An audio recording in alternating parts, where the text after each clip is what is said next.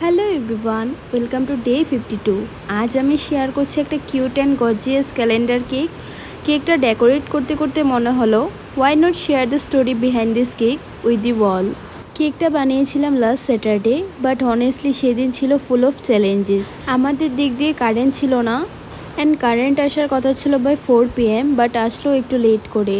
And কাস্টমারের কেকটা লাগবে হলো গিয়ে 5টার দিকে, তো আমি কারেন্ট আসার পর তাড়াহুড়ো করেছিলাম। তারপর কাস্টমারটা চলে আসে আমাদের ঘরে। She was waiting at home just to pick up this cake.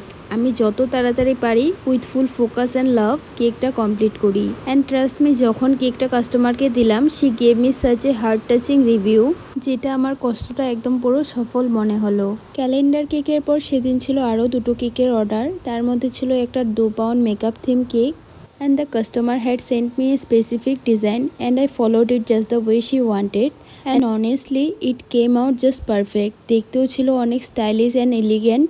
কাস্টমারও অনেক খুশি হয়েছিল আর আমারও খুব ভালো লেগেছিল। এমন থিমের কেকগুলো করতে আমার খুবই ভালো লাগে। অ্যান্ড তোমরাও যে কোনো থিমের কেক অবশ্যই অর্ডার করতে পারো প্রিয়াঙ্কাস কেক বেক থেকে।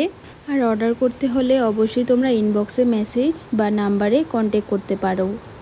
And here is the final look of the cake, just the way customer wanted. এরপরে ছিল এই হাফ পাউন্ড কেকটা, যেটা আমি আমার থেকেই করেছিলাম। কাস্টমার কোনো ডিজাইন দেয়নি আমাকে। কালারটা একদম লাইট ইয়েলো রেখেছিলাম। আর এই কেকটার ইনসাইড ফ্লেভার ছিল পাইনাপেল। কাস্টমার আমাকে বলেছিল ডিজাইনটা একদম সিম্পলি রাখার জন্য, তো আমি সিম্পলি রেখেছিলাম ডিজাইনটা। And this are the cakes I made on Saturday. How do you like them? Let me know in the comments.